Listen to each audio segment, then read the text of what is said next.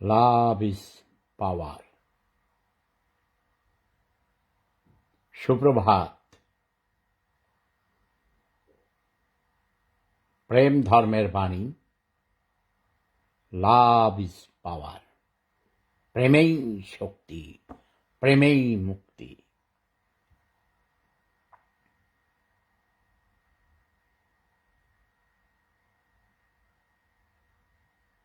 কেমন আছো তোমরা সবাই?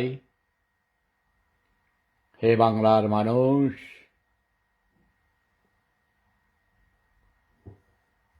তোমাদের চিন্তায় আমার ঘুম আসে না।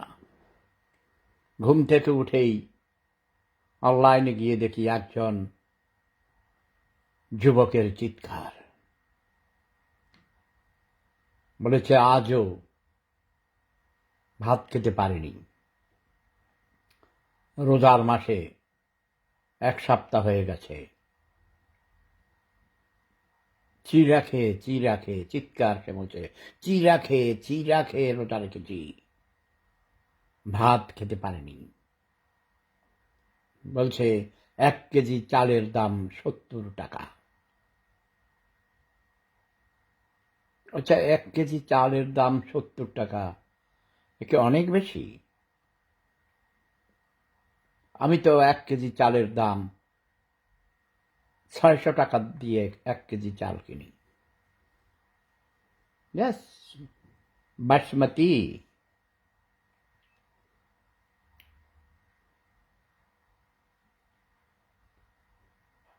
Organic basmati, Tilda basmati, the best basmati rice. 600 টাকা দিয়ে কিনি 1 কেজি। আর তোমরা 70 টাকা দিয়ে কিনতে পারো না কেন? লোকটাকে দেখেছি মানে অনেক তাগড়া। সে রিক্সা চালাইলেও প্রতিদিন 1000 টাকা কামাইতে পারে। মাঠে কাজ করলে মাটি কাটলো 1000 থেকে 1200 টাকা নাকি এক একজন মজুরের দাম। গ্রামে গঞ্জে মানুষ কাজের লোক পায় না, শহরেও বাসার কাজের বেটি পায় না। হ্যাঁ, আমার বড় বউয়ের বাসায় 3 জন কাজের বেটি। একজন 24 আওয়ার্স থাকে, আর 2 জন ছুটা। একজন হলো শুধু রান্ধে, সে ম্যানেজার, সে বাজারও করে এবং রান্না করে। এবং আমার বড় বউয়ের সাথে ডাক্তারের কাছে যায়, হাসপাতালে যায়। আমাদের বাসার কাছেই বাসা। তার ফ্যামিলি আছে, হাজব্যান্ড আছে। সে কাজের বুয়া নয়, সে হলো ম্যানেজার, শিক্ষিতা মহিলা। আরেকজন আছে ছুটা, সে আইসা সাফ করে দিয়ে যায়। আমার বউর মাথার উকুন বাঁচে দেখলাম, সেবা যত্ন করে, বডি ম্যাসেজ করে, কাপড় চোপড় ইস্ত্রি করে দেয়। মানে বিভিন্ন জনের বিভিন্ন কাজ, বুঝেন না? আমার বড় বউ জমিদারের নাতিন, জমিদারের পুতিন, সেফুদার বড় বউ, বুঝেন নাই? আলাটা ডাঁট আছে। তো এই লোক এই কথা বললো, আমার বিশ্বাস হয় না। বাংলাদেশে, যেই দেশে ভাই মাটির নিচে বীজ ফেলে দিয়ে আসলেই শাকসবজি, ফল মূল, ধান, কত রকমের লতা পাতা, গাছপাতা। আচ্ছা ভাই, আপনাদের আগে যে মন্ত্রী ছিল সিলেটের, পরিকল্পনা মন্ত্রী, বলেছিল চালের দাম বেড়ে গেছে, বলছে কচুরি পানা খাইতে।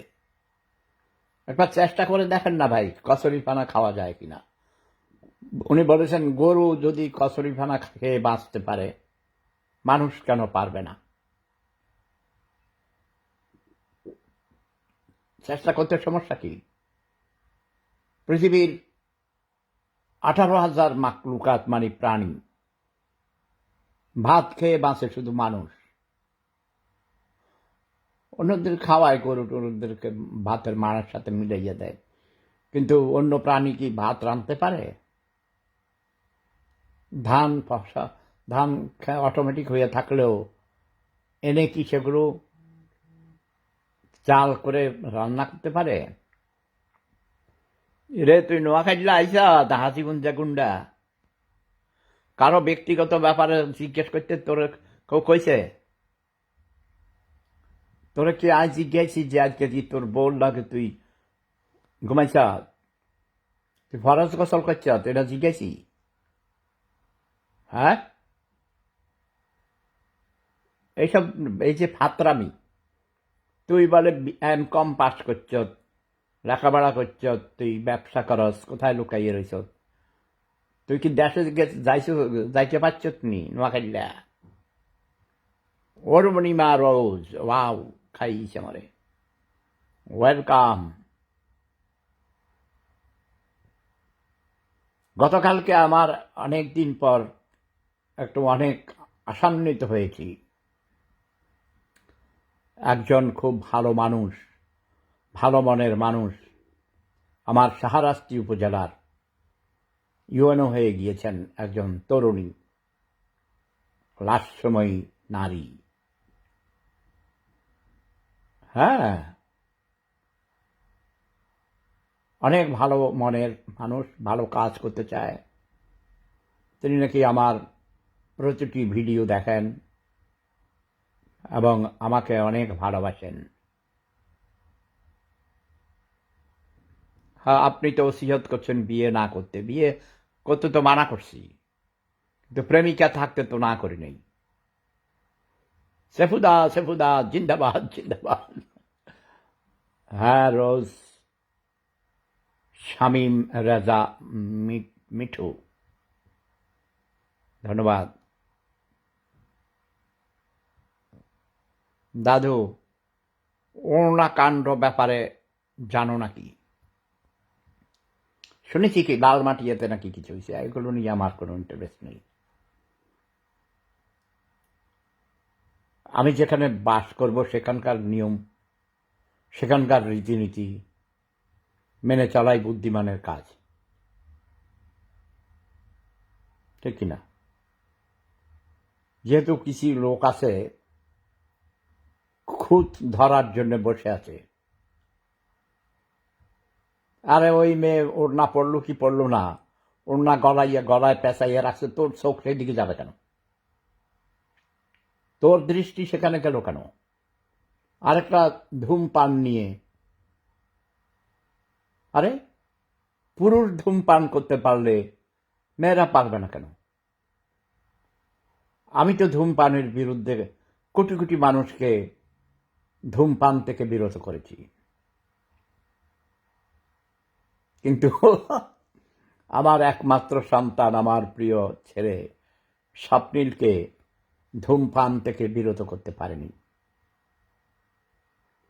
আমার বড় বউ, আমার শাশুড়ি, মানে বড় শাশুড়ি বলতে হবে, তাই না, বড় বউয়ের মা, তারা জর্দা খায় পানের সাথে, জর্দা খাওয়া থেকে বিরত করতে পারেনি।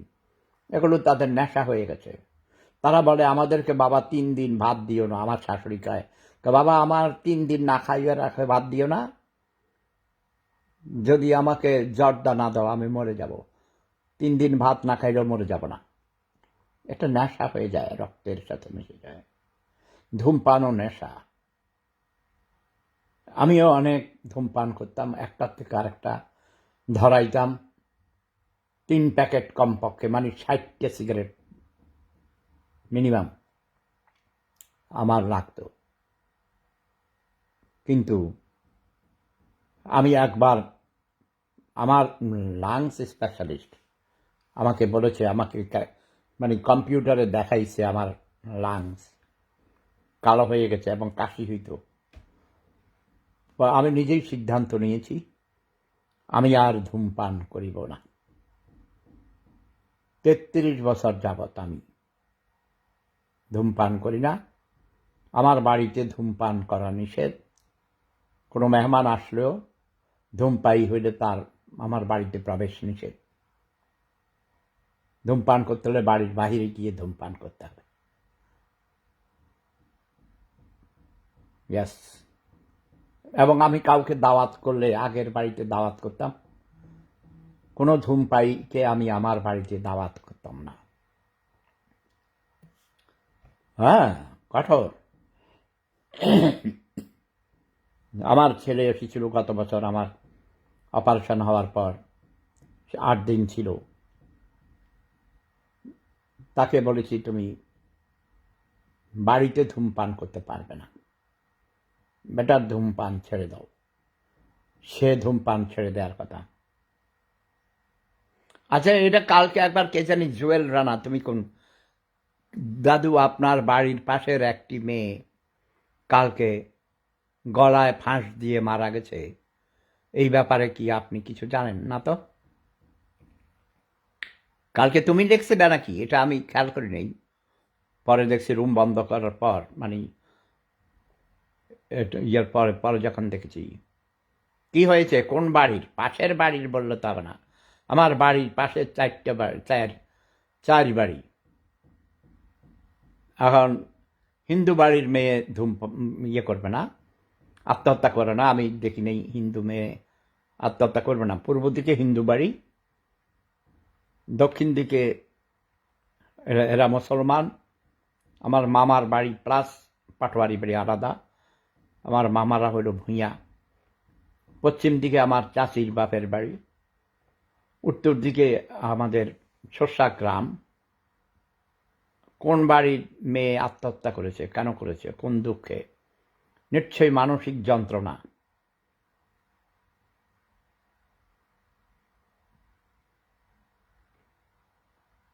শ্রী তপন চন্দ্র রয় লিখেছেন, আপনি জিনিয়াস। ধন্যবাদ।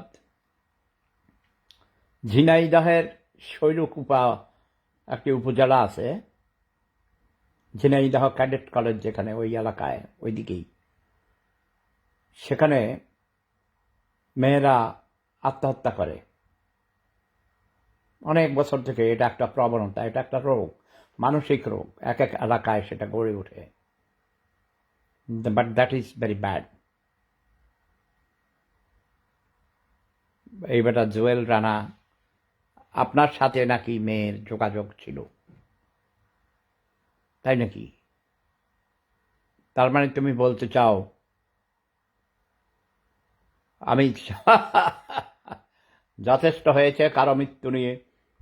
তুমি ডিটেলস বলতে পারো কে সে মারা গেছে? পাটোয়ারি বাড়ির মিজানের মেয়ে।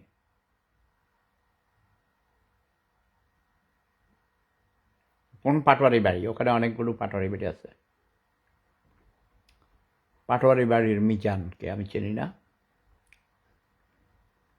যাই হোক, যেটা জানি না সেটা নিয়ে কথা বলার দরকার নেই। হতে পারে সে মানসিক ভারসাম্য রাখতে পারেনি, প্রেম করে ছ্যাঁকা খায় বেশিরভাগ। গার্ডিয়ান তাদেরকে, হ্যাঁ, চেরিয়ারা বুঝলাম, চেরিয়ারাতে 2টা পাটোয়ারি বাড়ি আছে, সেটা পরে জানা যাবে। আচ্ছা যাক, এটা নিয়ে এত কথা বলার প্রয়োজন নেই। মরেই গেছে নাকি? মরে গেলে মরে গেছে, আর কিছু করার নেই। দুঃখিত। যদি মৃত্যুর আগে জানাইলে, আমার ছোট বউ ডাক্তার, তাও সে তো ঢাকায় ডাক্তার, দেওয়ান বাড়ির পাশে। বুঝছি, ওটা আমাদের পুরান বাড়ি, কিন্তু ওই বাড়িতে মিজানকে আমি চিনি না। আমি তো দেখো 35 বছর আগে তোমাদের দেশের থেকে চলে আসছি। হ্যাঁ বুঝেছি, আমার কারণে। হ্যাঁ বুঝেছি বুঝেছি, তুমি রং করো ঢং করো। মিজানকে দেওয়ান বাড়ির দক্ষিণ পাশে হলো পাটোয়ারি বাড়ি। ওরা অনেক পুরনো খানদানি জমিদার ছিল। সেই বাড়িতে আমার ছোট দাদা থাকতেন। আমার দাদারা ছিল মজুমদার, বুঝছো? হাসান পাটারির মাহে রমজান এর শুভেচ্ছা, ধন্যবাদ। মেয়ের বয়স 14 বছর। 14 বছরের মেয়ে এগুলো রহস্য আছে। অনেকে মেরে ফেলে, মেরে তারপরে হ্যাং করে রাখে। পরে জানবো এটা নিয়ে, আমি পরে হয়তো জানবো। তো যেটা বলছিলাম, আমাদের শাহরাস্তি উপজেলায় একজন ইউএনও এসেছেন, তার নাম নিগার সুলতানা। কালকে প্রথম আমার সাথে কথা হয়েছে। অনেক অনেক ভালো, অনেক অমায়িক, খুবই ভদ্র এবং সুশিক্ষিত, সশিক্ষিত। শাহরাস্তিতে এসে তিনি খুবই খুশি। আগে তিনি দেবিদ্বার উপজেলায় ছিলেন। দেবিদ্বার যদিও আমার শ্বশুর বাড়ি। কুমিল্লার মানুষ তো সবাই কুমিল্লার ইতর বলে, তাই না?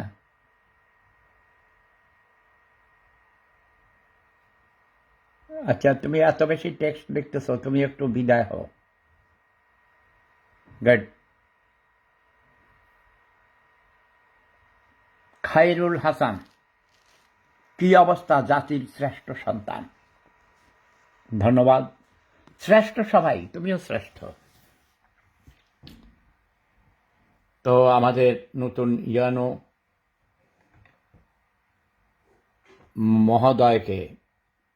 মহোদয় তো বলে নাকি? শেখ হাসিনা আমার হাঁটুয়াপা নাকি বলতো, নারীদেরকেও স্যার বলতে হবে।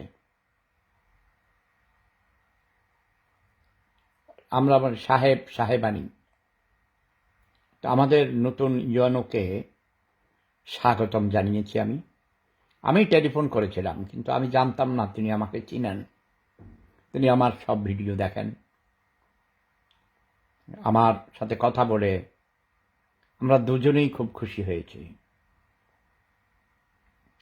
ভালো লেগেছে। এবং তার খুব ইচ্ছা আছে শাহরাস্তির উন্নয়নের জন্য কাজ করার। তিনি আমাদের গ্রামের বাড়িতে যাবেন। আমি বলেছি আমার মায়ের নামে Hasmatunnesa Hasu science and technology college and আমার ছেলের নামে স্বপ্নিল কিন্ডারগার্টেন বানিয়েছি আমার নিজের জায়গায়। সে ব্যাপারে তিনি খুবই আগ্রহ প্রকাশ করেছেন, দেখতে যাবেন বলেছেন। আশা করি তিনি সময় মতো যাবেন। শাহরাস্তি উপজেলা অফিস থেকে আমাদের বাড়িতে যেতে 7 থেকে 10 মিনিট লাগে। আগের ওসি সাহেব ছিলেন একজন খুব ভালো মানুষ, উচ্চশিক্ষিত ভদ্রলোক। জগন্নাথ বিশ্ববিদ্যালয় থেকে তিনি পলিটিক্যাল সায়েন্সে অনার্স মাস্টার্স করেছিলেন। তার নাম শাহ আলম, বাঞ্ছারামপুর, ব্রাহ্মণবাড়িয়ায় বাড়ি। অত্যন্ত ভদ্রলোক ছিলেন। তিনি প্রায় আমাদের বাড়িতে যেতেন। উনি আমাকে বলেছেন, স্যার আপনাদের বাড়িতে যেতে মাত্র 7 মিনিট লাগে মোটর সাইকেলে করে। ইয়েস। আমার চাচাতো ভাই সেন্টু মজুমদার শাহরাস্তি উপজেলা আওয়ামী স্বেচ্ছাসেবক লীগের সভাপতি ছিলেন। আমার বড় ভাই 13 নম্বর দক্ষিণ সুচিপাড়া আওয়ামী লীগের সভাপতি ছিলেন 15 বছর একাধারে। মানে আমাদের বাড়ির আমি ছাড়া প্রায় সবাই আওয়ামী লীগ করে। একটা ভাতিজা শুনেছি বিএনপি করে। এটা তার ব্যাপার, তাই না? যার যেটা খুশি সেটা করবে। আর মূলত অন্যরা, বাকিরা তো সব ইংল্যান্ডে থাকে, রাজনীতির সাথে কেউ জড়িত নেই, সাপোর্ট করে কেউ। সবাই মুক্তিযোদ্ধা ছিল, মানে একই পরিবারের সবাই মুক্তিযোদ্ধা ছিল। বাংলাদেশে এমন ইতিহাস খুব কম, তাই না? আমাদের বাড়ি পুড়িয়ে ফেলেছিল যে কারণে মুক্তিযুদ্ধের ক্যাম্প ছিল, ট্রেনিং ক্যাম্প। অনেক বড় বড় নেতারা ছিলেন, এমপি ছিলেন, যাদের নাম ইতিহাসে আছে লেখা, এমন সব নেতা ভাষা সৈনিক comrade BM Kalimullah, comrade Toha, comrade Abul Bashar, captain Zahirul Haque Pathan, আরও MP সাহেবরা অনেকেই ছিলেন। চাঁদপুরের নেতা করিম পাটোয়ারি সাহেব প্রয়াত, এদের সবাই মারা গেছেন যাদের কথা বললাম।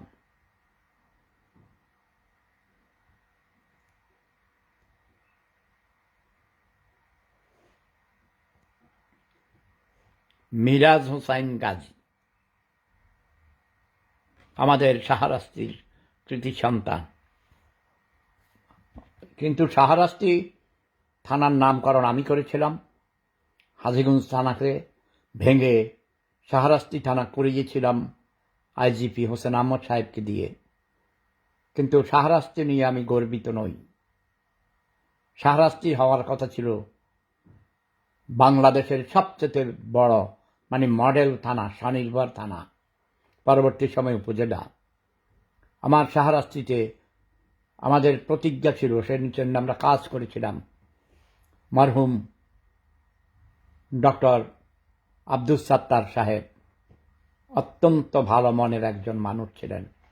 নিরক্ষরতা দূরীকরণের জন্যে, শাহরাস্তিকে স্বনির্ভর করার জন্য তিনি অক্লান্ত পরিশ্রম করেছেন। শাহরাস্তিকে আমরা সারা পৃথিবীতে একটা মডেল হিসাবে দাঁড় করাতে চেয়েছিলাম। তার বিদেশি স্ত্রী ডক্টর অ্যালেন সাত্তারও আমাদের সাথে কাজ করেছেন। প্রফেসর মোহাম্মদ ইউনুস সাহেব 12 বার শাহরাস্তিতে গিয়েছেন। মরহুম ডক্টর জাফরুল্লাহ ভাই অনেকবার গিয়েছেন। জাফরুল্লাহ চৌধুরী গণস্বাস্থ্য কেন্দ্রের প্রতিষ্ঠাতা ট্রাস্টি। তারপর মাহবুব আলম চাষি, মরহুম মাহবুব আলম চাষি স্বনির্ভর বাংলাদেশের প্রতিষ্ঠাতা, তিনিও শাহরাস্তি গিয়েছেন অনেকবার।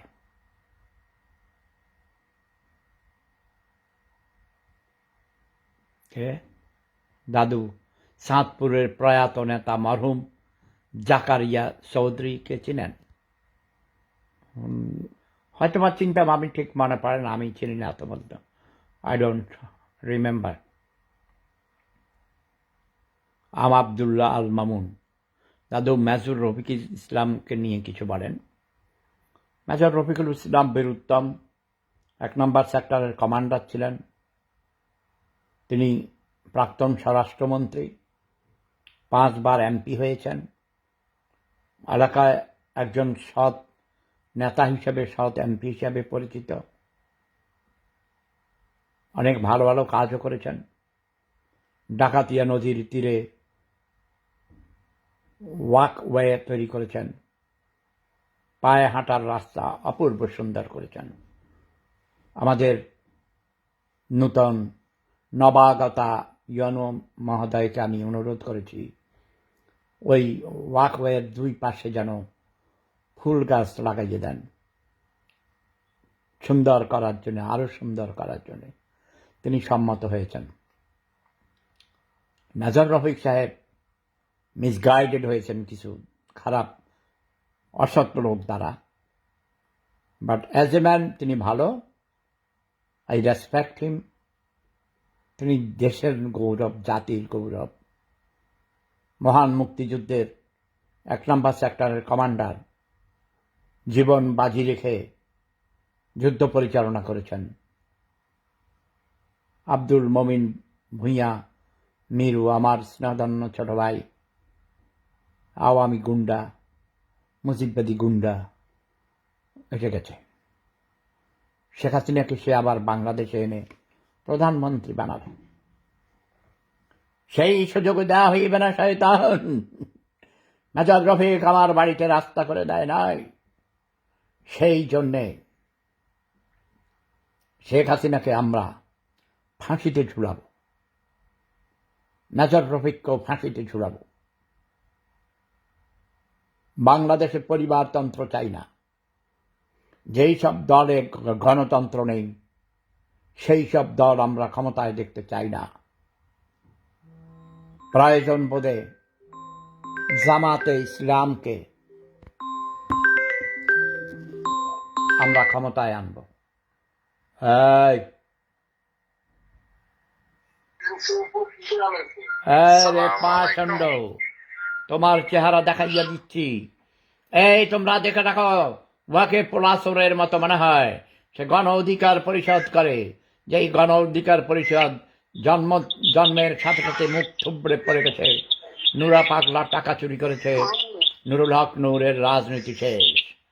আম তারেক আলাদা হয়ে গেছে, আম তারেক আম বিক্রি করে এবং তার দল আলাদা নাম রেখেছে আম জনতার দল। তোরা নিজেরা সবাই ভুয়া, আম তারেকও ভুয়া, নুরুল হক নূরও ভুয়া। তোরা গরিব, তোরা ফকিন্নি, তোরা চাঁদাবাজ, তোরা গুন্ডা বদমাইশ, দেশটাকে শেষ করে দিয়েছিস।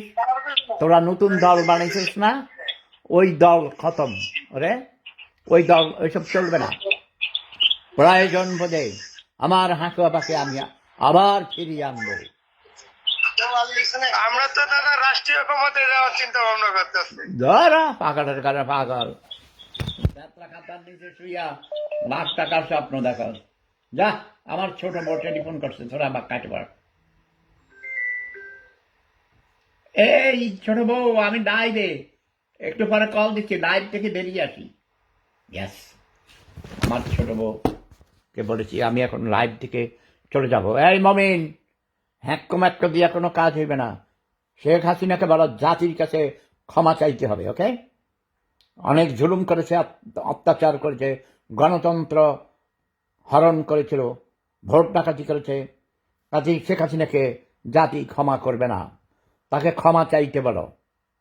আর সেফুদার বাড়ির রাস্তা তাকে নিজের টাকায়, আওয়ামী লীগের গুন্ডাদেরকে বলো সেফুদার বাড়ির রাস্তা পাকা করে দিতে, 12 ফিট রাস্তা। তা না হলে শেখ হাসিনাকে ক্ষমা করবে না, তাকে এবং তার লোকদেরকে ফাঁসিতে ঝুলাবই ঝুলাবো। প্রেম ধর্ম সেরা ধর্ম। লাভ।